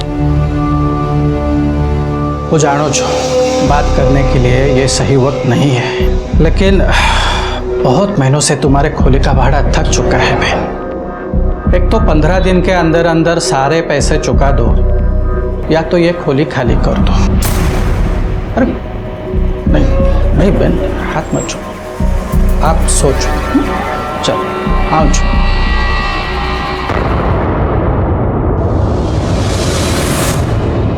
सर, डीएनए रिपोर्ट आ गई है। चाय पियोगे? नहीं सर, आपके जैसे बिना दूध की कड़क चाय कौन पिएगा? मेरे जैसा कड़क ऑफिसर। क्या लिखा है रिपोर्ट में? सर, रानी के पेट से हमें जो फिटस मिला है, इनमें से किसी भी लड़के का डीएनए उन फिटस के साथ मैच नहीं हो रहा है, अंकित का भी नहीं। हाँ, लेकिन अंकित के बारे में हमें एक लीड मिली है। साहब मैं तो आपको सब कुछ बता दिया साहब, मेरे को काय को अंदर रखा है साहब, छोड़ दो ना साहब। तू ये बता, मुंबई की सबसे ऊंची बिल्डिंग कौन सी है? पता नहीं साहब। पता कर ले, क्योंकि उस बिल्डिंग की छत पे ले जाके तुझे नीचे फेंकेंगे। तेरा सीसीटीवी फुटेज देखा मैंने, हीरो लग रहा था। लेकिन एक बात बता, ये रानी को लेके 3-3, 4-4 घंटे तू जाता कहाँ था? किधर नहीं साहब। मुझे पता था तू यही बोलेगा, इसलिए मैंने वो भी पता किया। गोरेगांव लेके जाता था ना उसको। चल अब ये बता कि वहां करता क्या था? कुछ नहीं साहब। अब अगर मुंह नहीं खोला ना तो ये डंडा तेरे मुंह में डालूंगा, और आगे कहां जाएगा तू जानता है। वो मेरा दोस्त था साहब। आओ आओ ना, आओ अंदर आ जाओ।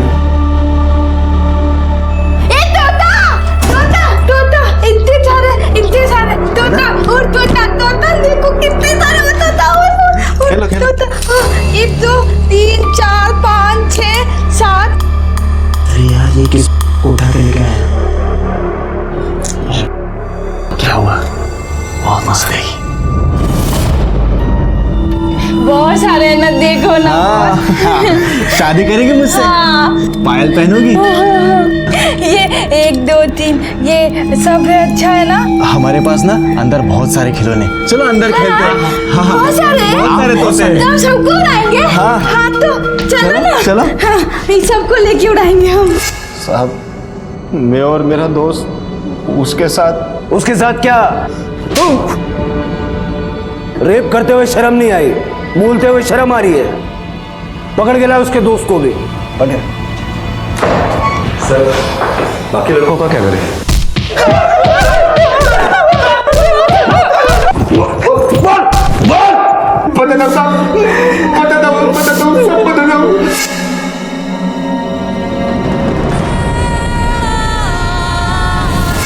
वो पहले मान ही नहीं रही थी साहब।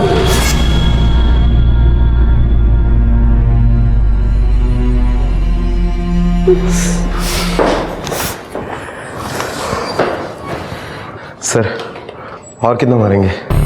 बता तो रहे कि रेप इन्होंने ही किया है। पाटिल, तुम जानते नहीं इनकी जात को। कोर्ट में साले सब मुकर जाएंगे। इनका डीएनए भी मैच नहीं हो रहा है। ज्यादा दिन यहाँ नहीं रख सकते, क्योंकि इनके बस्ती वाले नेताओं के पास, ह्यूमन राइट्स के पास जाना शुरू कर देंगे। उस लड़की रानी के साथ जो हुआ वो गलत हुआ, लेकिन हम इनको सजा नहीं दिलवा सकते। कम से कम इनकी खाल में भूसा भर के थोड़ा दिल को तसल्ली मिलेगी। कौन है?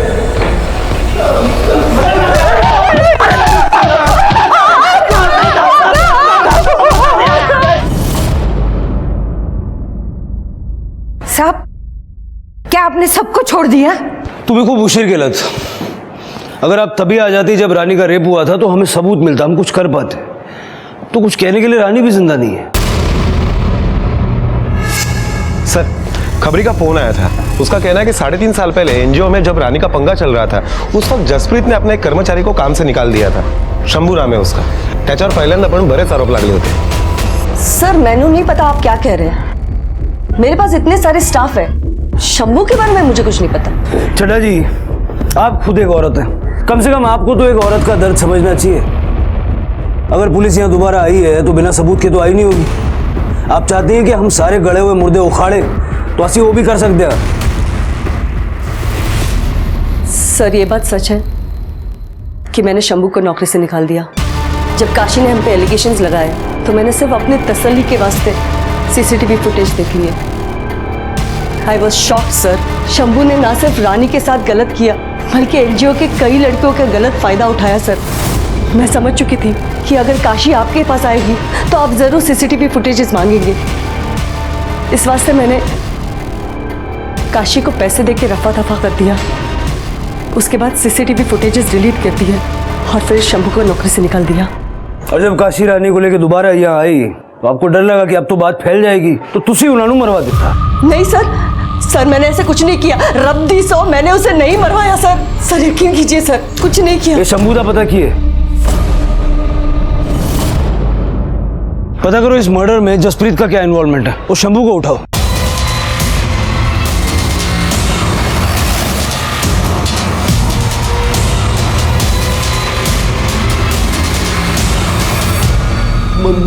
मुझे कुछ नहीं पता साहब। सर मस्त गरम गरम वड़ा पाव। सर मिर्ची चला दे। चल बैठ नीचे। ये क्या है साहब? अब तेरे पास खाने के लिए दो ऑप्शंस हैं, एक मिर्ची, दूसरा ये डंडा। क्या पसंद करेगा?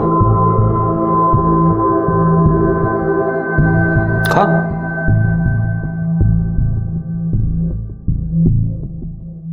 अरे खचन खा।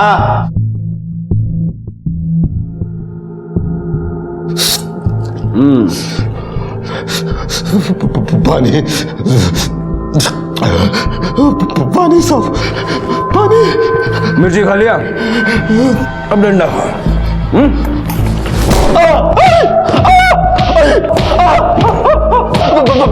बताता हूँ साहब, मैं बताता हूँ साहब, सब बताता हूँ साहब।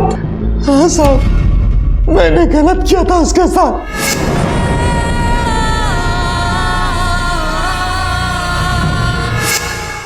पाटिल, सुखी के डीएनए के साथ इसका डीएनए मिला के देखो। Okay sir. चल। तुम्हारी वजह से पुलिस ने हमारे निर्दोष बच्चों को मारा। जिन लड़कों ने रानी के साथ गलत किया था, उन लड़कों के परिवार ने अब काशी का जीना मुश्किल कर दिया था। जब तक रानी जिंदा थी, काशी को ना चाहते हुए भी जिल्लत का सामना करना पड़ता था।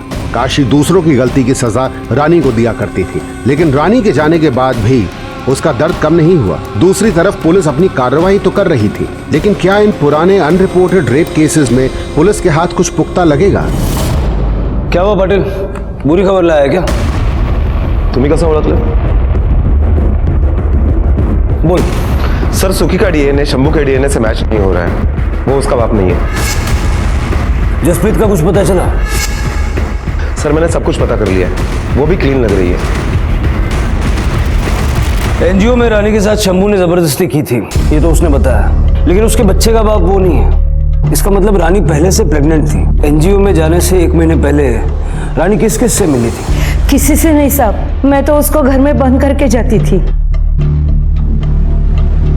और घर की दूसरी चाबी किसके पास रहती है?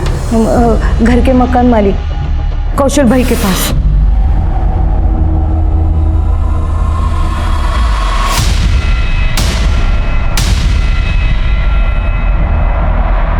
हाँ भाई साहब। अरे काश्यप बहन, वो आपके बेटे ने तमाशा करके पूरा घर सर पे उठा लिया था, इसलिए मैं आया था।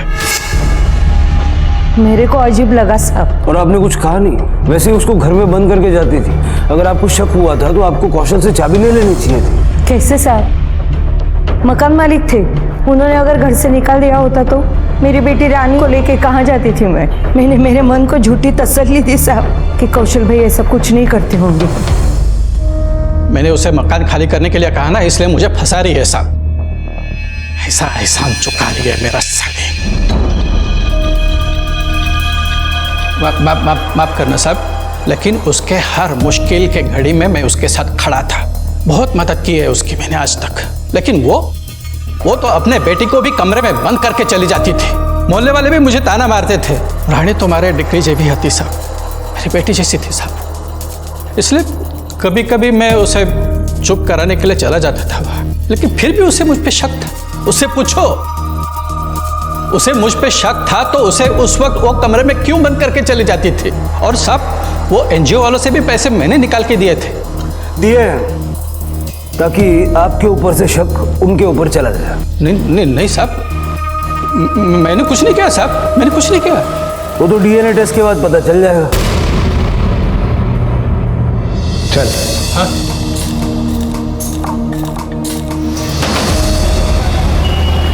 आपकी बेटी के साथ ये सब चल रहा था और आपने चलने दिया।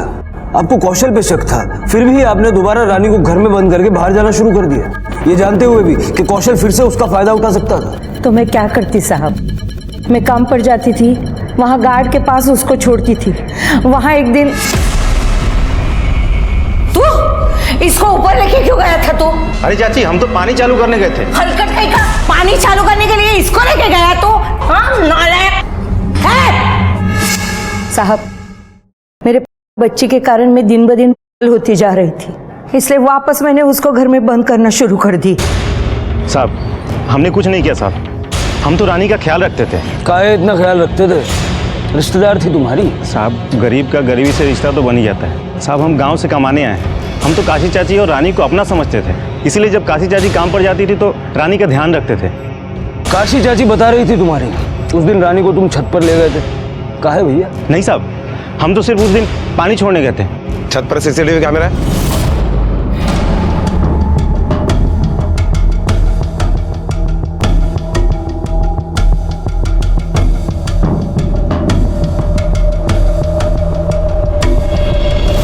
सर हमने बोला था ना आपको कि रानी को हमने नीचे नहीं छोड़ा था। कैसे हमको पता था कि लड़का लोग उसको तंग करेगा, लेकिन काशी चाची हम ही पर चिल्ला रही हैं। जब 404 वाले अमित साहब ने रानी के साथ गलत किया था तब तो वो चुप बैठी थी। हमारी आंखों के सामने की बात है साहब। क्या हुआ था? अरे चाची काहे इतना सामान उठा लेती हैं? हम है ना, लाइए हमको दीजिए, हम कर लेंगे। चलिए।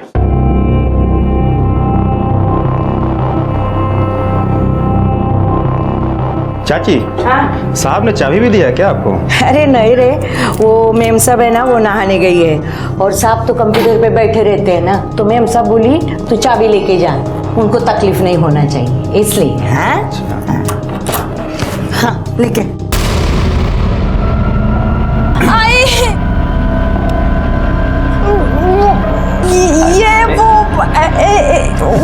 ये सब क्या चल रहा है यहाँ पे? अरे चोरी कर रही थी, पकड़ लिया मैंने। कितनी बार मैंने बोला इसे मत लेकर आया करो अपने साथ, ये क्यों लाती हो? गलती हो गई मेम साहब, उसको लेके जाती हूँ। चल बेटा, तू बोल मत रे, चल तू चुप बैठा भी। हाँ साहब, लेकिन अमित साहब को मैं कुछ कहती तो मेरा ये काम भी छूट जाता ना साहब, तो मैं क्या करती?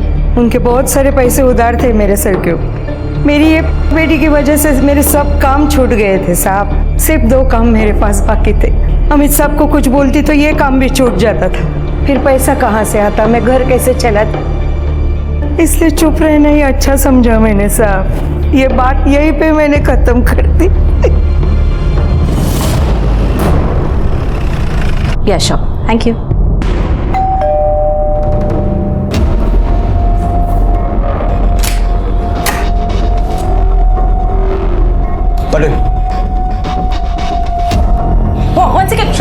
क्या हुआ सर? क्या बात हो? ये सब क्या है? What nonsense! आप मेरे हस्बैंड को ऐसे नहीं लेके जा सकते। You can't do this. I most certainly understand what I can and I should do. Now let us proceed. Otherwise, you will have to face consequences for obstructing police duty. Yeah? बात sir, please sir trust me, मैंने ऐसा कुछ नहीं किया है। अरे वो चोर थी, मैंने उससे पकड़ा तो शी स्टार्टेड हिटिंग मी। ये देखिए उसने नेल्स भी बांधे मुझे। आपने उसका रेप किया। आपने सोचा होगा कि गरीब है तो कुछ भी करने का लाइसेंस तो मिला हुआ है, और शायद ये भी सोचा होगा कि ये किसको बताएगी, और अगर बता भी देगी तो कोई इसकी बात पे विश्वास करेगा नहीं। नो सर, आप मेरा ट्रस्ट कीजिए, ऐसी कोई बात नहीं है। What nonsense! आप बिना किसी सबूत के मेरे हस्बैंड को अरेस्ट नहीं कर सकते हैं। This is illegal. मेरे हस्बैंड कहाँ है? आपको सबूत चाहिए ना? सबूत मिल जाएंगे। हम आपके पति का डीएनए टेस्ट करवाने वाले हैं। 1 सेकेंड, आप मेरे हस्बैंड का डीएनए टेस्ट नहीं करवा सकते? हम बिल्कुल करवा सकते हैं, उसके लिए हमारे पास कोर्ट से परमिशन है। इनको दिखा दो परमिशन।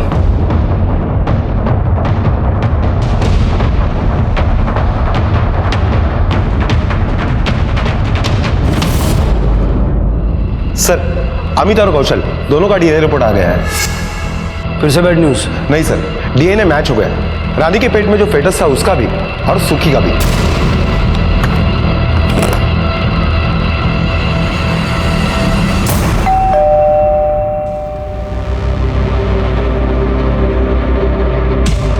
आपको सबूत चाहिए था ना? ये रहा सबूत। इस रिपोर्ट के मुताबिक रानी के पेट में जो बच्चा था वो आपके पति का है। घेऊन चला। एक मिनट सर।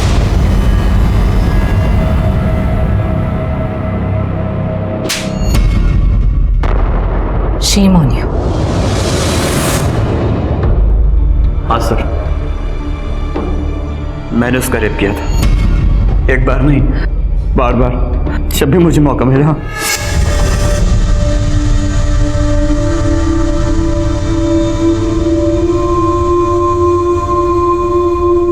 और जब तुझे पता चला कि उसके पेट में तेरा बच्चा है तो तूने उसे जान से मार दिया। नहीं नहीं नहीं नहीं सर, मैंने उसे नहीं मारा सर। तो उस पूरी रात घर पर ही था सर। अरे चल ना, अबे कितना टाइम लगे, चल जल्दी। टाइम हो गया, लेट हो जाएगा। बेटी मान दो ना उसे। अरे साहब वो घर पे अकेले रहती थी, इसलिए मुझे भी कभी मौका मिल जाता था। फिर एनजीओ वाले आकर उसे लेके पछी मैंने खबर पड़ी कि वो माँ बनने वाली थी। मैं जानता था कि वो मेरा ही बच्चा था, इसलिए मैं डर गया था साहब, बहुत डर गया था। फिर सारा इल्ज़ाम मैंने एनजीओ वाले पे लगा दिया। इसलिए इतने दिनों से उसको मकान खाली करने के लिए बोल रहा था, क्योंकि तुझे डर था कि एक न एक दिन सच सामने आ जाएगा।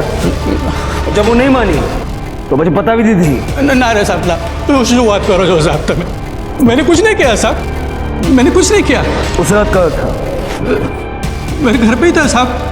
साचो कहूँ साहब, वो घर में था। तो पाटिल, पता करो ये अमित और कौशल उस रात कहाँ थे। Okay sir.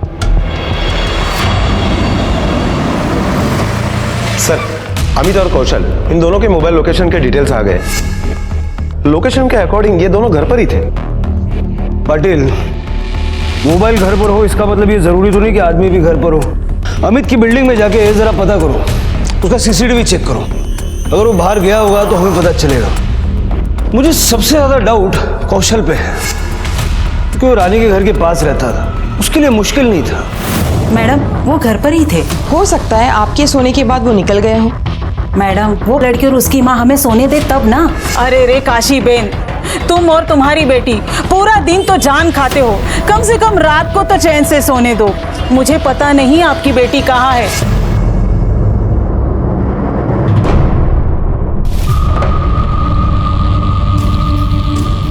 उस रात अमित साहब बाहर गए थे। साहब ये देखिए, जा रहे हैं।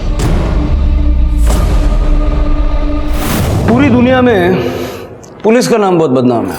क्या है कि लोग झूठ बोलते हैं, फिर पुलिस से पीटते हैं, और फिर वही लोग बाहर जाकर बोलते हैं कि पुलिस बेकार में बहुत पीटती है।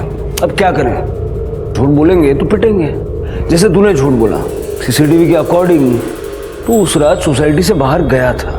हाँ सर, मैं वो बताना भूल गया था। मैं बस अपनी मेडिसिन लेने के लिए गया था। इस उम्र में मेडिसिन? सर, मुझे बीपी की प्रॉब्लम है। मुझे भी बीपी की प्रॉब्लम है। ये पाटिल बोलता रहता है, अरे सर वड़ा पाव मत खाओ मत खाओ। वैसे कौन सी दवा लेता है तू? तेरी केमिस्ट का पता बता दे, मेरे काम आ जाएगा। पाटिल, जरा दवाइयों की दुकान से पता करो ये सच बोल रहा है या नहीं। इन्होंने रेप किया ये तो साबित हो गया, लेकिन मर्डर किसने किया ये अभी तक एक पहेली है। कल मंडे, कल सोम बाजार लगेगी, जरा उस पायल के बारे में पता करो। Okay sir.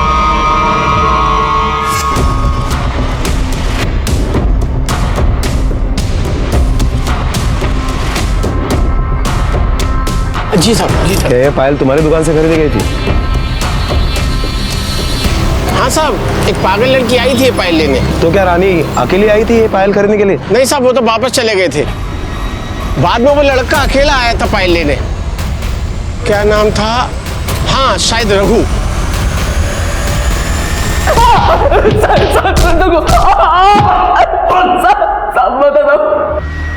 बोल। उस रात मैं ही गया था उसे पायल देने के लिए।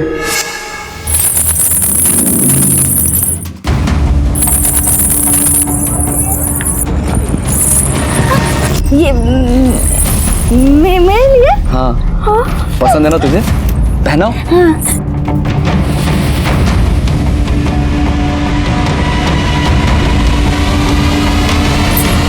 फिर तू डर गया और तूने उसे मार दिया? नहीं नहीं नहीं साहब। फिर कौन आया था? नहीं साहब।